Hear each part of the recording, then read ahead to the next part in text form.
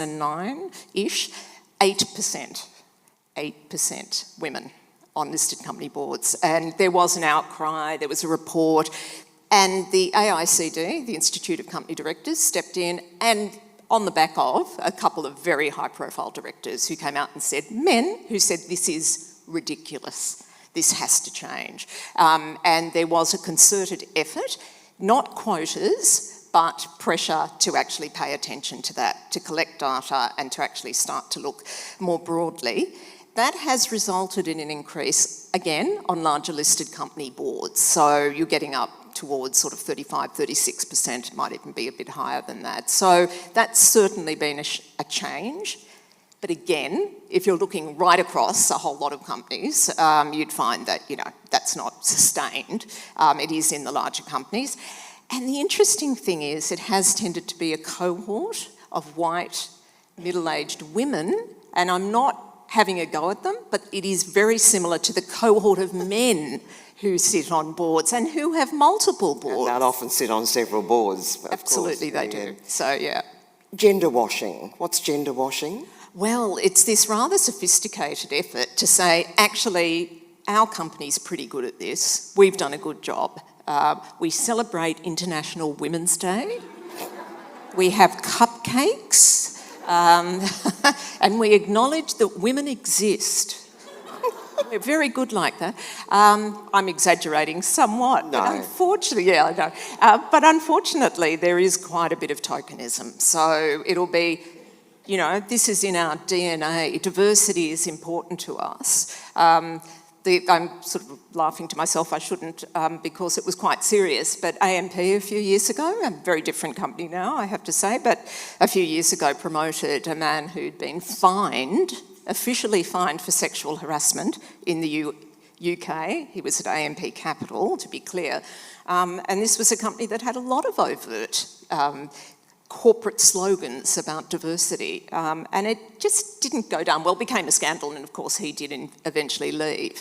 But I think that sort of gender washing, we're doing a great job. Look, we've got 3 women in general manager roles, and that's what happens. So there's tokenism, there's highlighting, and can I just say, for the women who are often highlighted in those kinds of circumstances, it's very uncomfortable too. And they are the exceptions, not the rule.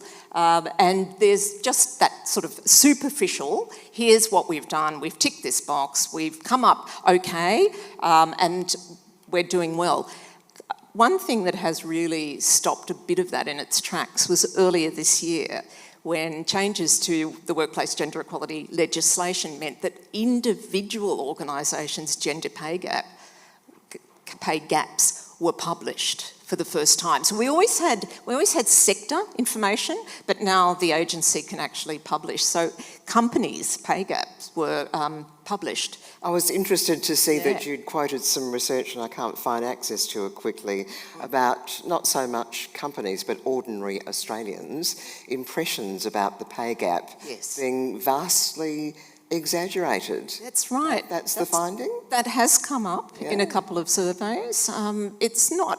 something like 25% of people think that the pay gap is exaggerated. Because people will say, won't they, well, you pay people the same job, money to do the same job, but it's much more complex than that. It is very complex, and it's certainly not the case. And even when you have a title that can be similar, there's often a band of salaries, and that's the case in the public sector, but it's the case in a lot of organisations, and you will find that women are often clustered in the bottom of that band. The other part that is notorious is any kind of discretionary pay, whether it's a bonus or an incentive or something like that, that will often contribute to quite a big pay gap. So the other thing is sectoral in discrepancies, I guess. So areas that are female dominated would typically, and I'm generalising enormously here, but the caring sectors and so on tend to have lower pay. And then you have areas like engineering and IT where the pay is higher. And interestingly, good research shows, and this is from decades, that when an area becomes feminised, the pay drops.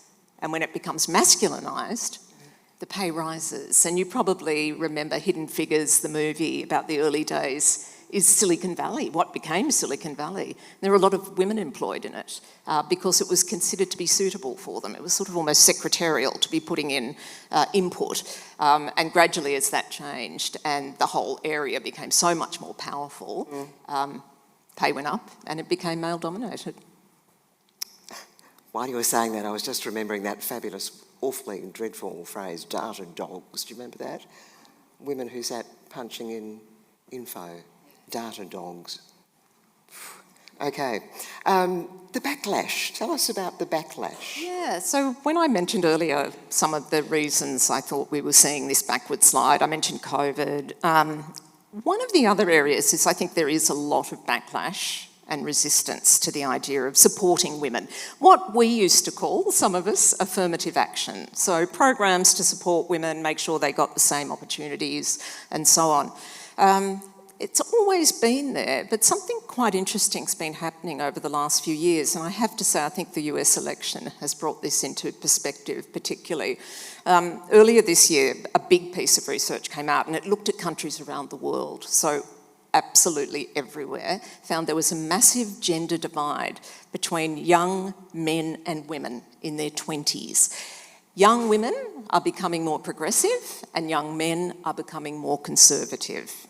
And this is, as I say, being picked up everywhere, all around the world, Asia, Russia, Western Europe, Australia and the US. So I think that actually this is kind of fear-driven. Look, why are we talking about women? Why are we always doing this?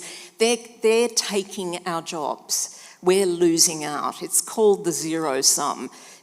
If you win, I lose. And there's a lot of that. It's a real myth, but it's perpetrated all the time, informally. So I wrote a whole chapter on backlash and resistance because in the business world, it's not often spoken about. It's like, oh no, people don't think like that. But actually, it's real. And when I talk about resistance, that's having a policy, one of those gender washing policies, oh no, we always make sure that we do. But actually, as a manager, not feeling uncomfortable about it and therefore not putting it into practice properly. So it's not properly instituted, it's not followed through, it's not measured. So instead of actually doing something that's concrete, setting up another mentoring scheme for women. There's nothing wrong with mentoring. I'm sure many of us have been mentored, but if mentoring was going to make a difference, it would have happened by now. And I think that it's a sort of a panacea in the corporate world. We're running mentoring, and it's often for only sort of high potential or senior women. It's not about the whole environment and systemic change. So I think there's backlash and resistance is, I think, getting a bit more attention, and we do have some very good experts in this area. Michael Flood, who's up at QUT, has been working in this for years. He said he's absolutely noticed that more younger men that he speaks to and presents to have quite conservative views about who should be the earner, whose career takes priority and so on. It's about, actually, you mentioned this yourself, about who's the boss at home. Who's the boss, yeah. So he said he has definitely picked up. And his reading of it was, again, a number of factors, but he said that whole impact of Andrew Tate and Jordan Peterson and people like that, he said they are quite extreme, Andrew Tate in particular, and he said, I'm not suggesting a whole lot of young men in Australia would say, I'm a fan of Andrew Tate or I follow him directly, but he said they've had an impact as influencers across the web. And he said it does filter through. And some of those ideas, those kind of ideas about being physically fit and being authoritarian, being very attractive therefore, and successful because that's the way you behave, he said that's been pervasive. And he believes that that's had quite an impact on attitudes. To me, it makes some sense if you look at generational change that women from 50, 60, 70 years ago who didn't have any access to equality in their lives, and then it was won slowly. And so the mothers of those boys, probably their grandmothers of those boys actually, were the ones who possibly won those victories. By the time this young generation comes along, they didn't know how tough it was for women.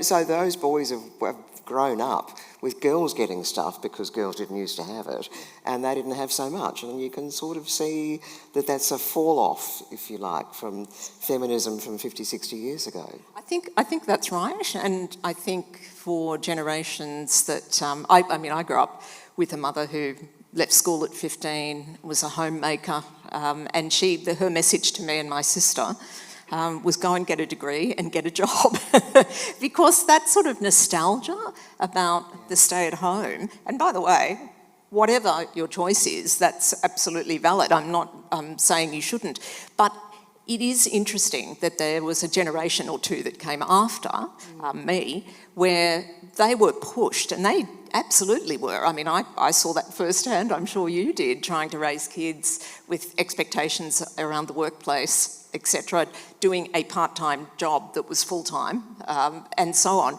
It was tough, and I'm sure for some young women watching that looked like a trade-off that was just too hard to make. So I think for them, yes, it's saying, well, what are we fighting for? Look at where we've ended up. And the sad reality is, on that front, women still do 2/3 of the unpaid work in this country, and that's barely shifted. So the caring work, still very much on women's shoulders, increased during COVID, of course, got an extra hour a day, they estimated. Extra hour of work a day. An extra hour of unpaid work a day, yeah.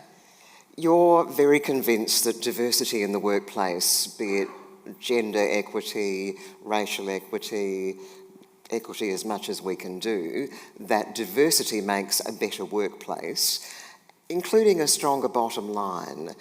What do you base that on? Oh, well, there's data. I mean, I base it on... that was a Dorothy Dixer question, oh, no, really. I know, I got that one. Don't I you? like that. You like that? Thank you. You know a Dorothy Dixer question when they know the answer? Straight back at you. Good on you. No, we do have very good data that shows that it makes a difference, and it makes a difference to financial results. So Well, I would have thought bottom line, to stick to that one, would actually convince a lot of men at the top. So what's the missing bit in there? It's fascinating to me, and I actually mentioned this because in 2020, the agency, Workplace Gender Equality Agency, under Libby Lyons, who was the director at the time, and I know Libby quite well, they put out a piece of research done by Curtin University with them, and it showed this increase in bottom line results when you had more diversity and more women. They were looking at gender, but I think it's fair to say that diversity generally brings benefits. And it was a direct causal relationship. It wasn't just a correlation, it was actually causal. And Libby said at the time they thought it was probably the first time anywhere in the world that such research had been produced. So pretty groundbreaking stuff. Okay. And it sort of went through to the keeper. They got very little coverage. She said, sure, it was COVID, but she said it was extraordinary to her that didn't get more take-up. She said, wouldn't you think, as somebody running an organisation, you'd look at that and think, well, here we go. Here's a way to boost our returns and our profits. The thing we matter, we think we exist for, the bottom line. Well, and that's so interesting to me because, again, I write in the book, for so many years when I'd speak about this at any forum or indeed would be interviewing someone, the great and the good would say to me, you just have to show us the business case. Just show us why we need more women and then it'll be done. Rubbish. Because we did, and we've done that repeatedly. Because apart from that, and apart from the detailed research we have, how can it make sense to ignore half our educated workforce, or at least not give them the opportunities to contribute in the way that they can? It just doesn't make sense. And Catherine, you make out. a shockingly obvious point. There's no business case for the status quo, to quote you. Oh dear. Somebody else said that, but I thought it was a fabulous quote. Yeah, there is no business case for the status quo. So women are asked to make a business case that's been made. Okay, rightio. Why would men in power change anything to let women in then? What's in it for them? Well, I think that's the crucial question, really, isn't it? And I think what we're seeing, in fact, is a very tenacious group of people in power who are hanging on to it. Now, I'm sure they're not doing it from evil intentions. I think for a lot of them, they genuinely believe they're probably just a bit better at it. And when you think about it, they've probably been told that for most of their careers, haven't they? Most of their lives. And most of their lives, yeah. yes. Yeah. So, and when you get that recycled all the time, and again, I've written a whole chapter in the book because I spent many years editing and helping to edit and write for a management magazine. So I've interviewed a lot of experts on leadership, management. It is saturated with white, middle-aged male role models. Now, of course, a lot of CEOs are in that camp. But if we're ever going to change anything, we have to broaden our parameters. And when I was working for Boss magazine, we tried, we really did. And you really do have to look at the world a little bit differently, because if you're going to go for the CEO of a listed company, it's probably going to be a bloke. So you've got to look at leadership in a slightly broader way. You've got to look at different profiles and so on. And I ended up interviewing somebody who works at Harvard Business School, and she had co-authored a book on why this has barely changed. The case studies that Harvard produces, which are ubiquitous, they're used around the world, over 90% of them feature white male leaders. Now so again, these are the case studies that the management students study to work out how to be which managers. are used in business schools. And it just embeds that very traditional idea of what a leader is. So back to your question, how do we incentivise? Well, I don't think it happens easily, but I actually think, like many aspects of the women's rights movement, it's about us coalescing and putting the pressure on. We wouldn't have got the vote otherwise, or access to education. And I think Jane Caro always says you'll only change when it gets too uncomfortable to stay the same. I think it's got to get way more uncomfortable. And I think that's what is particularly concerning about way more uncomfortable for a cohort that looks incredibly homogenous from sitting at the top and saying, no, you know, we're doing the best job. Not formally, but that's basically that messaging. And I think, you know, that is starting to seep through, and there is a bit of pressure being put on, but it worries me at the moment that there's so few women at those top levels. Talking about teaching in business schools in Australia, the whole issue of, for instance, examples of models of management that are taught. Do you have a couple of favourite institutions that you think are doing a contemporary moving forward kind of job in terms of women and leadership? Do you mean... management teaching schools. Oh, management teaching. Well, look, I think some of them... What is really interesting, I think, is that some of the business schools have these centres that are looking at gender in a very effective way. Okay. I can't vouch for all their teaching, but University of Sydney School of Economics has a wonderful Women and Work centre. Julia Gillard's Global Institute for Women's Leadership, which was set up at King's College, now has a centre at ANU, run by Professor Michelle Ryan, who I've quoted quite a lot in the book. They're doing some excellent research. So we do actually have centres of excellence at our universities, and there's some fantastic stuff coming out. It's sort of the mainstream business schools that I think probably they would, I'm sure, say we're doing a much better job than we used to, and that's probably true, but I think there has to be much more work on the fundamentals, on the case studies. And I spoke to an academic from Melbourne University, not from Melbourne Business School, but he teaches leadership to undergraduates. And he said, yeah, we've got a lot further to go. And he said, and the number of women is tiny. The number of women who are not white is minute. He said there's virtually none. So, yeah. And yet our statistics, as you and I were just talking recently, the latest census information tells us that 27% of Australians were born overseas. That's a big gap, isn't it?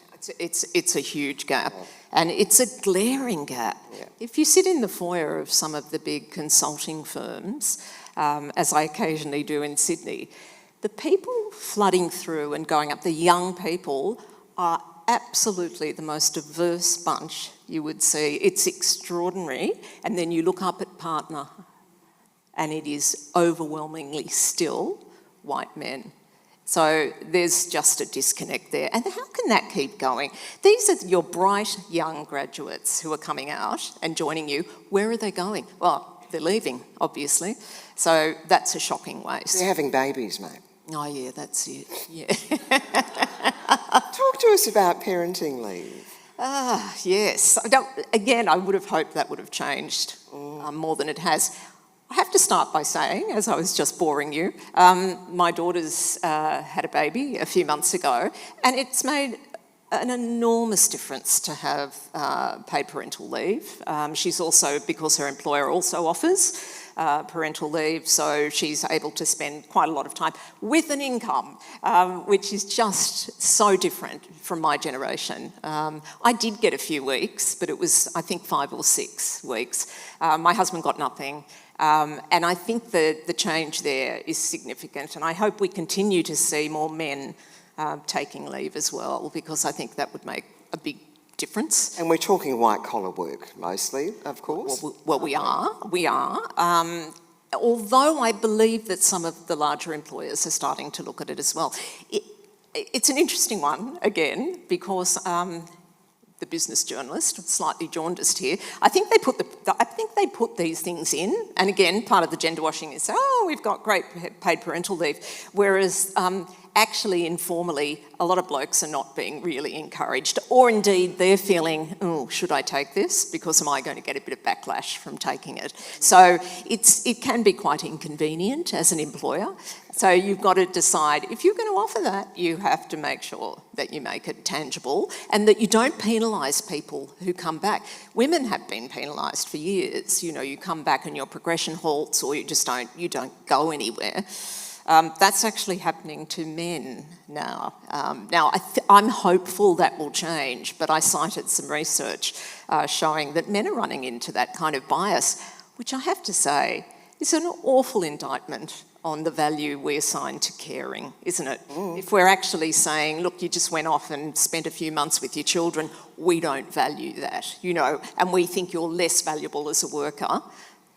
And with our ageing population, so much of the caring in institutions is now being done by non-English speaking, not educated women, mostly, poorly paid.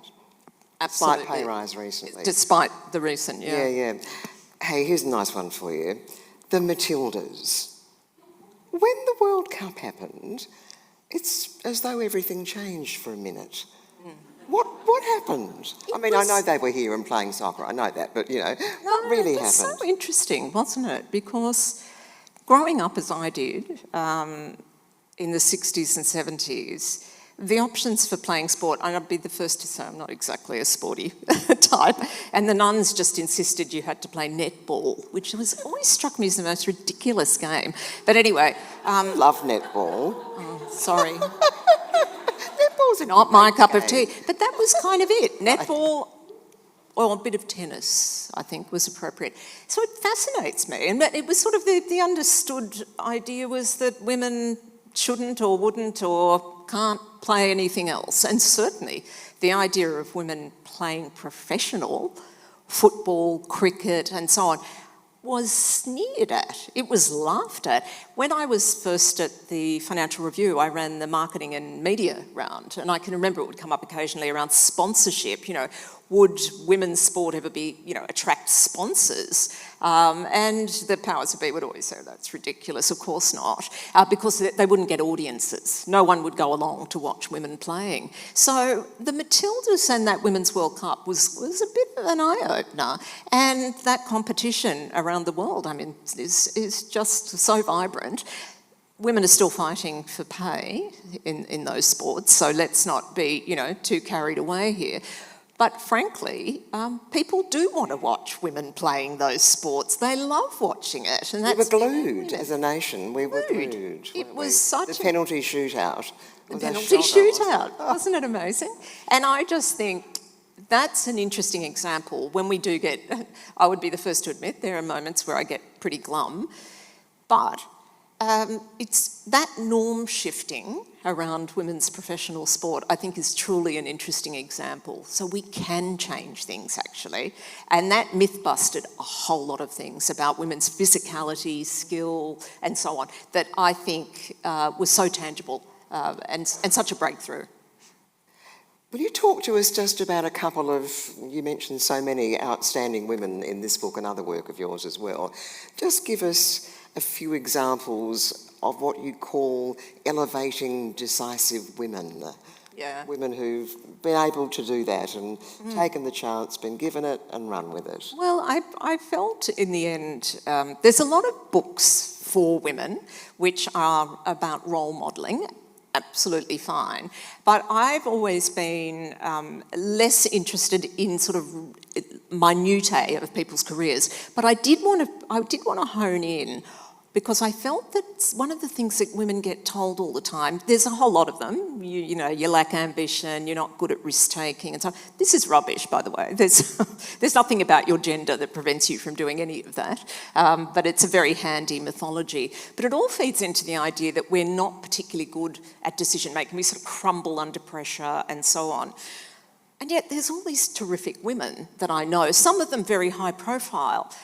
Sam Mostyn, who when I interviewed her was not the Governor-General, but who I've watched and admired for such a long time, and I was on a board with Sam. And I just thought, this is a woman who hasn't clearly not struggled with decision-making and with setting a direction, and she's so purpose-driven. I think she's a consummate example. So I talked to her about the speech she gave a few years ago at the National Press Club about the care economy, which was really about, instead of sort of saying to women, oh, you need to be engineers or builders, how about we properly value the women working in that sector and make sure that they're paid properly?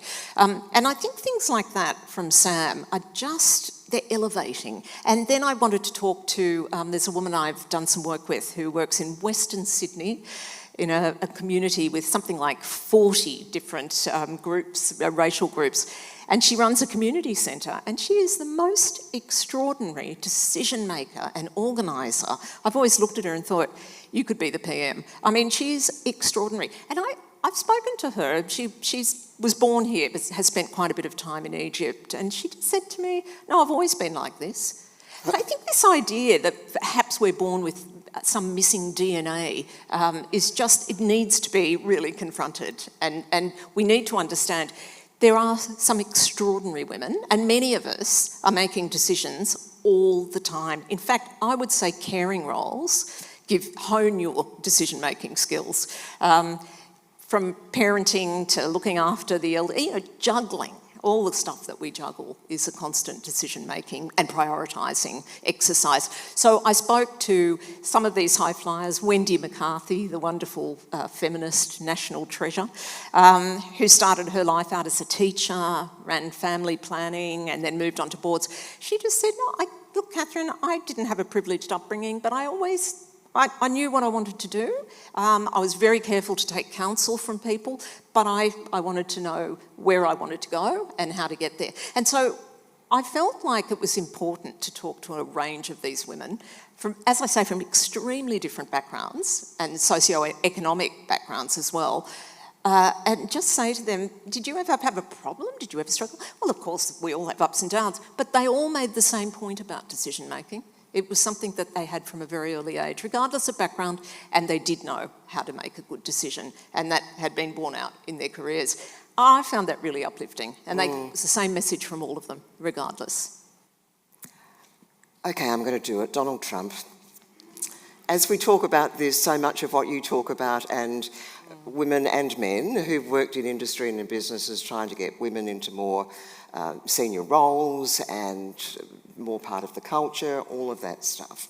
So we have these ideals about getting more women into seriously senior leadership roles. That's my phone, I'm so sorry. So we can have more effective, inclusive, progressive workplaces, maybe even our culture like that. So the richest, most powerful democracy in the world has just clearly chosen, eyes open, a dishonest, sexist, racist, bully boy showman as president. As one of my 4-year-old friends would say, what the? because she's not allowed to swear. No. Although I think we all probably feel a bit like swearing at the moment, don't we? Isn't it awful? Well, to contemplate, because it was a campaign, particularly with what's happened with women's reproductive rights in the US, and I'm sure many of you have been following it. And I mean, women are dying. Women are dying, and this is just so hard to grasp. And then we have a candidate step up who seemed to be, against the odds, let's face it, but seemed to be running a pretty effective campaign. It is startling and concerning, and also, and I think, Julia, you mentioned earlier, the right-wing and very conservative forces in parts of Europe as well, and other parts of the world. So it is very worrying, yes. And maybe those young men that you were talking about, I think so, are voting because they feel disenfranchised. And I did notice somebody just in the last couple of days putting something on social media saying that cohort of young, disaffected men have not been, perhaps were not targeted by the Harris campaign, whatever. I mean, there'll be many, many post-mortems, clearly. But that is a cohort that I think do feel under siege. I think they feel neglected and under siege, and I think that played into it. But let us not forget men from the Rust Belt and so on. The mechanics that were operating in 2016 when Hillary Clinton was defeated, I think were actually still there. And I think that that's very concerning. We would also have to acknowledge that obviously a lot of women voted for Trump. So that behaviour. So I know it's only 2 days really since it's all happened, but all of the work that you've done for so many years that is trying to say women deserve a place in the workforce, let's do all the things we can to help them at least take an equal place. And yet this huge country, this huge democracy has just picked Mr. Trump. So are you pushing against a tide that's just got to turn backwards? Well, You're not going to say really, yes. really hope not. You know what I'm saying. I do know what you're saying, and I think misogyny is vicious, and it's been on the rise, and that's one of the reasons I wrote this. I don't think we can ignore that, and I think in the US that's why is it on the rise? Conservatism, fear. Yeah. In a tumultuous world. I think what I mentioned before: you win, I lose. I think there's been very deliberate planning of that idea, and I think that's landed with a lot of younger men, and I think we are seeing some of it in Australia as well. We can't say to ourselves that we stand apart from it, but I think we do need to. I think that it's horrible as it is. We absolutely have to confront it. We have to take notice. Because we can't just make it go away. I know, and I think the other part I was just going to add. There's something I mentioned fairly briefly in the book, but I know there's quite a lot written about it, which is internalised misogyny in women. So I just want to make the point, I'm the last one ever to say that women sometimes have a halo or a better. My whole sort of attitude to gender has always been men and women are vastly similar, actually. And in fact, there's more and more neuroscience and psychology showing this is actually the case. Most of what we talk about as gender differences is constructed. It's about our environment and what's encouraged. Having a new grandson, oh my God, the colour coding that's still going on, the stuff that's on little boys' clothing, the military stuff, and little butterflies and fairies on the girls.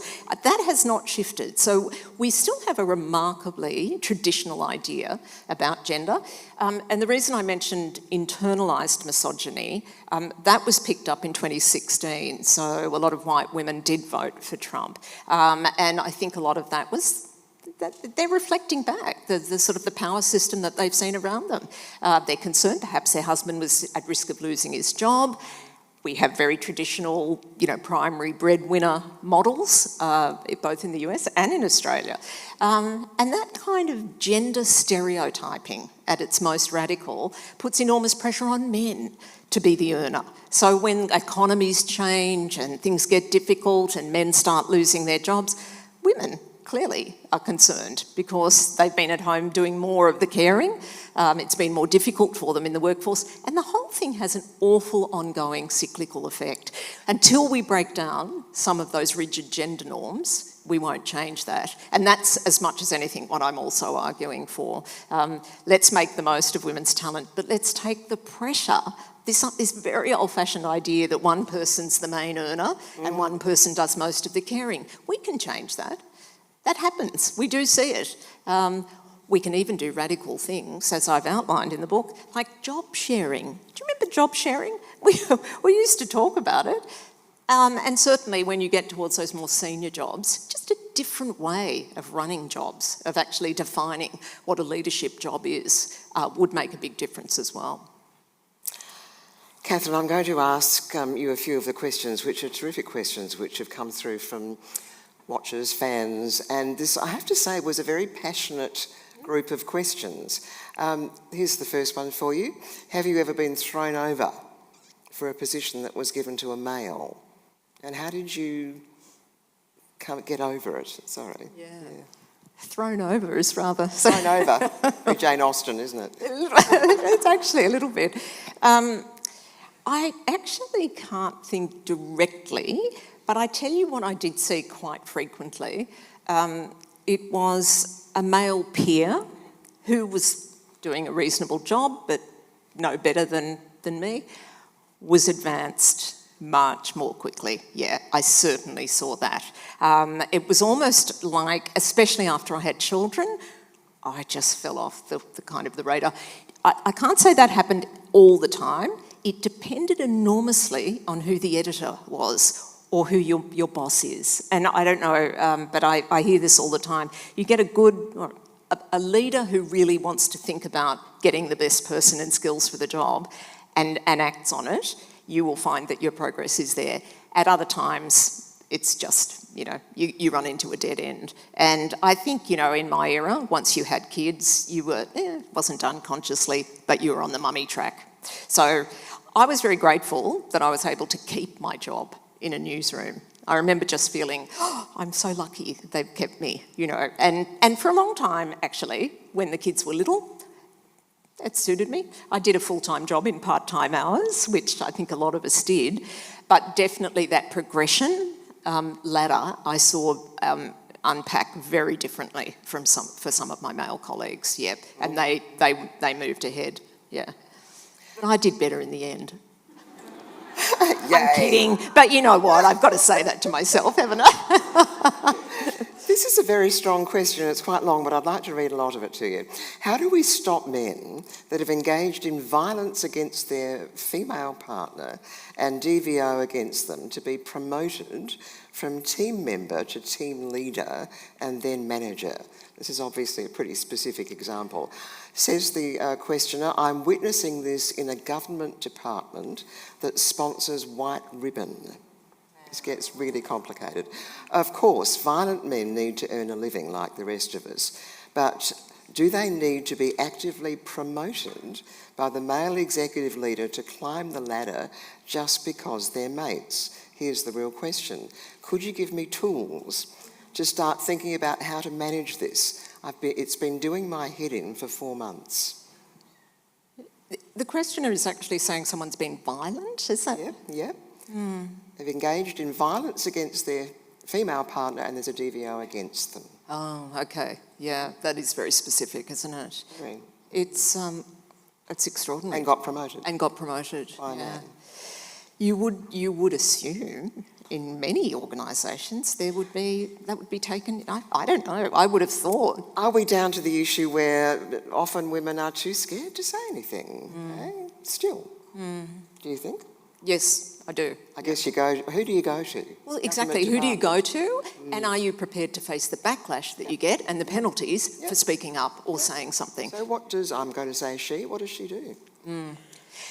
One of the things I would suggest, and you'd have to look into it, but the new Respect at Work legislation is in it's now there, and I saw Kate Jenkins, who of course did a wonderful job in helping put that together and getting that through. This is as the result of the Parliament House inquiry. Absolutely, and Kate makes the point, she's running a lot of masterclasses for organisations. So one of the things she said is, it's early days, it was December I think last year when it came into being. She said so organisations are only now just starting to work out what they do. And the reason I mention it is because the onus is now there is a positive duty on organisations to provide a workplace that is free of...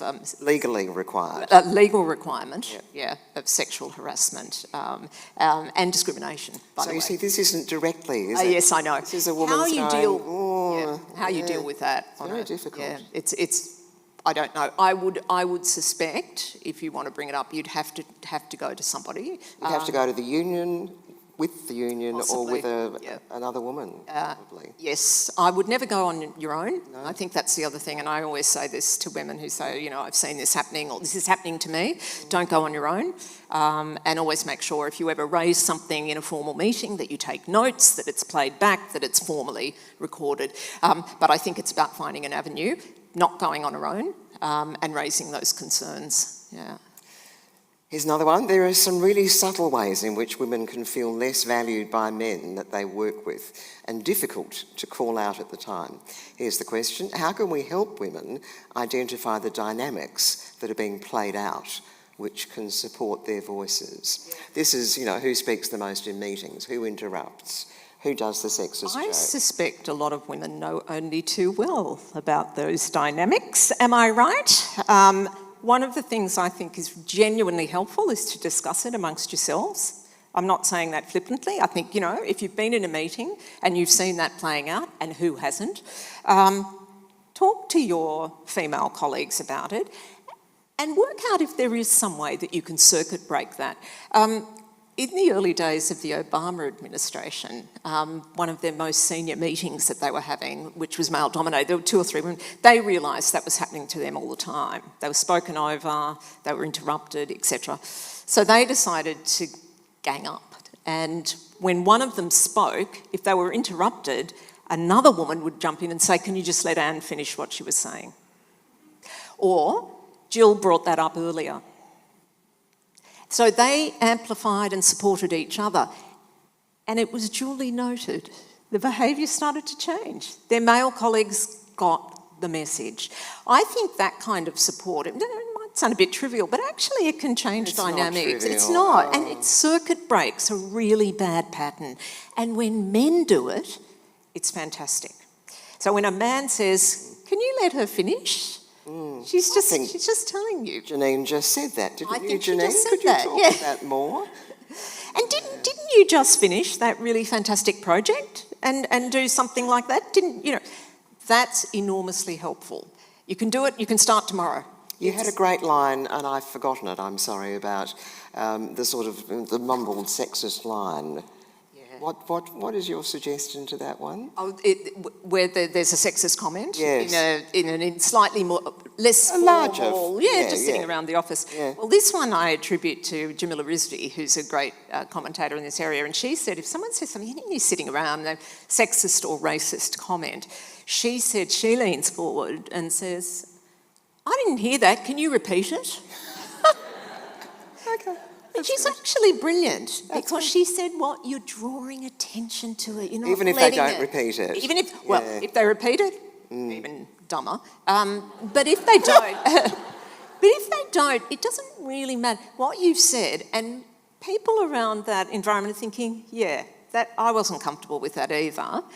It means it again acts as a bit of a thumbprint on the conscience.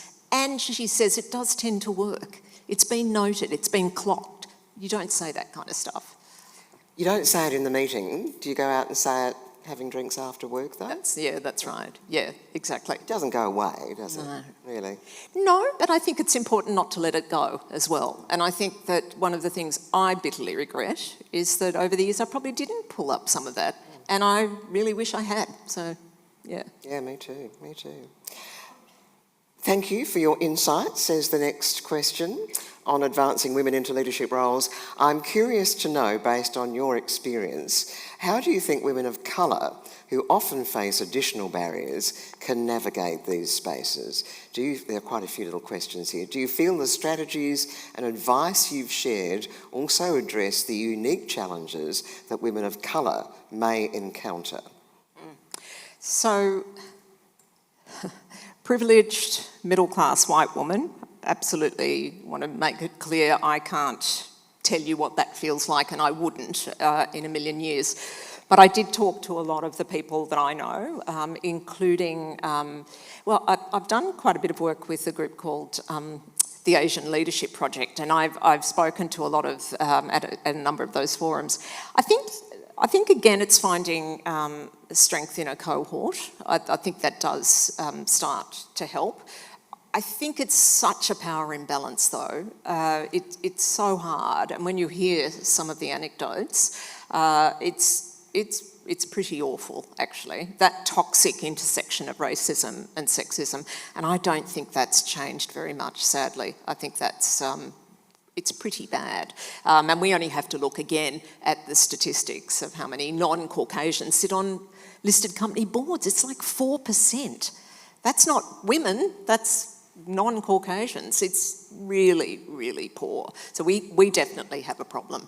And I think that I don't have a set of principles, but I think, again, it's being sure that you have a cohort around you, that you can talk about it.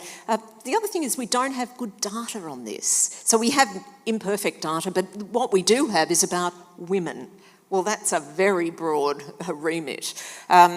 I was at a forum not long ago, and Westpac, a woman from Westpac was talking about, they've done their first big survey, talking to all their employees about racial diversity and asking them to. It was quite a sophisticated survey from the sounds of it. There's been quite a reluctance from employers to collect that kind of data. They say, oh, it's private. Well, you don't have to take part in it. But until we kind of have more data, I think that point I made earlier about the intakes of bright young graduates into these firms and then going nowhere, I think we have to set that out in very stark terms and just say you are wasting so much talent and money recruiting all these people, and then they're going nowhere. So I do think we need more data, and I think we have to face up to that. And for people who are, culturally diverse, but also people from the LGBTQ plus community, people who are disabled. We sort of rattle it off. We need some data around that because it's truly shocking. So we need to do a much better job on that. There was some research that was being talked about in this very forum at the 3-minute thesis a while ago, and I'm sorry I can't recall the woman's name, who was doing research onto workplaces that employ people with disabilities. And the same thing happened. The productivity just improved for everybody. It's absolutely hidden. Last question from a listener. Not a listener, that's radio.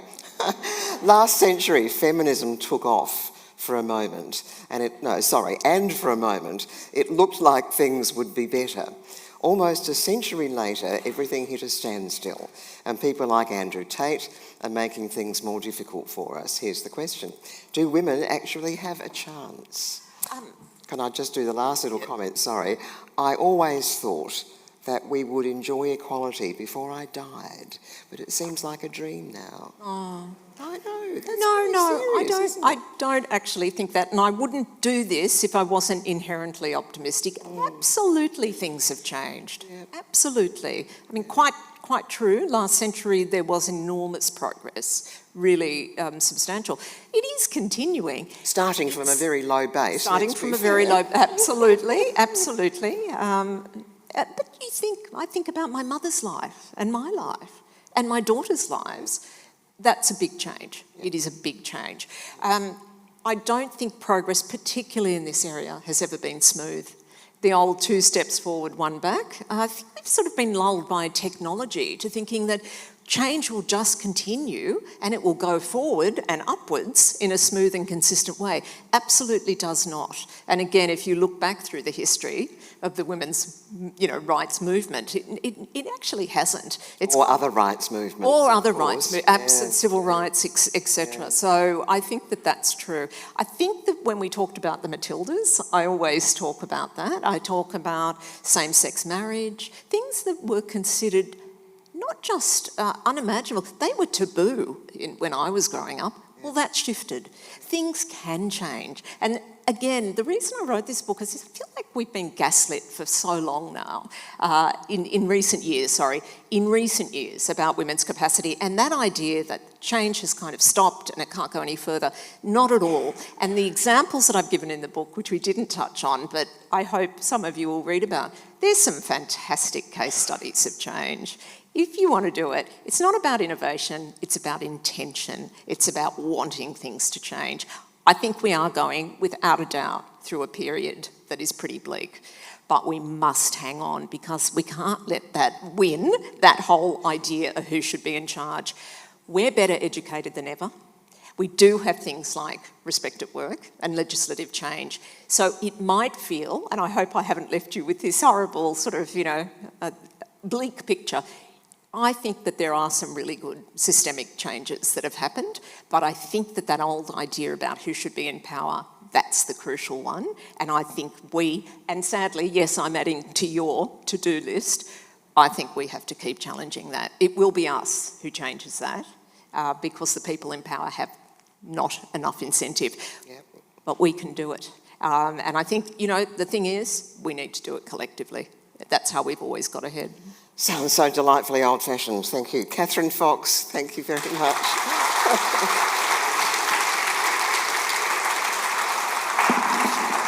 Stay there, please.